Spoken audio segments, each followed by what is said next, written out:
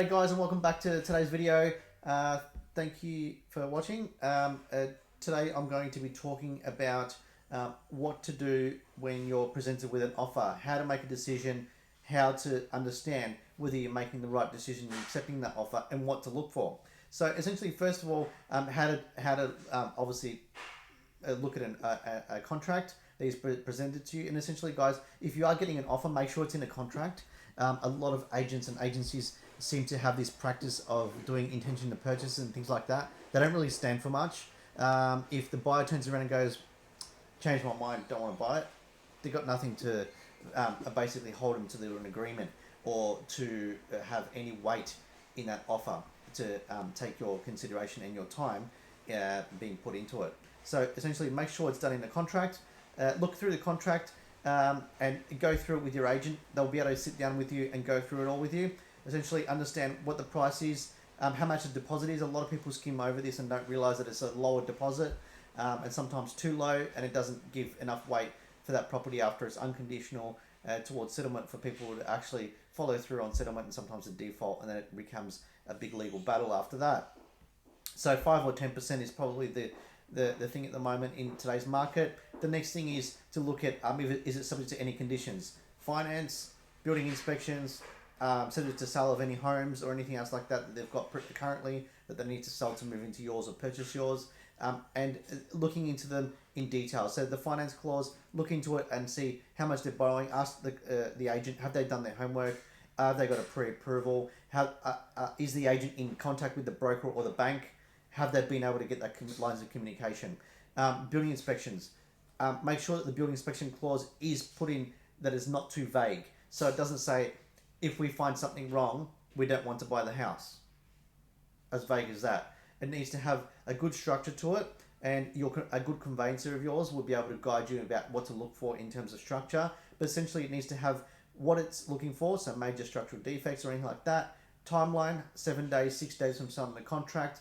And if something goes wrong, what happens? Do they get their money back? What happens and how does it end? And how do you move on to the next buyer? So that's very important with the conditions. The next thing is obviously the understanding of what the value is. So is that property or is that figure equal to what you're expecting? Is it lower than what you're expecting in some cases at the moment in today's market? Or is it higher than what you're expecting? And what are the things that are attached to it for it to be a higher offer than maybe the other ones that you're being presented to? There is still some multiple offer situations. We just had a property sold in Berwick. We had 4 offers on it. Altogether, the offers range from between 20,000 from the lowest to 20,000 difference to the highest offer in between, and there was all different conditions thrown in the mix. Essentially, it needs to work really well for you for the next phase of your journey and moving on and forward. Looking online before the agent comes out and look in the sold section.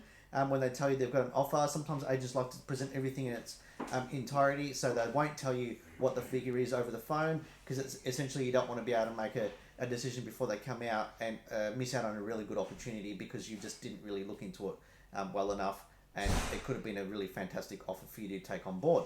So essentially look at the sold results, compare, know what you're at, so when this offer comes in and is presented to you, you're not just rejecting it straight away when actually it could be a really good offer.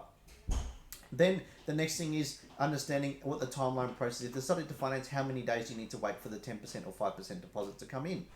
Once you know all of that stuff and you've signed and accepted the offer, or if you've rejected it, give some really good instructions. Hey, look, I'm rejecting it on this basis. Can you go back to the buyer and get back to me about what we can do in terms of the offer that we've got? Or we've got multiple offer situations. None of them really suit you, but one is very close. Go back to those buyers, give them an opportunity to come back to you and give you a better outcome for you, whether it be conditions or price. So essentially, definitely be prepared and definitely have some research done before the agent comes out with that first or multiple offer situation. So you are aware and making a decision in the moment that is essentially the best decision you can make and not regretting it later.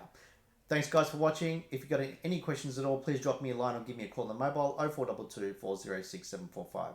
Thanks guys, take care.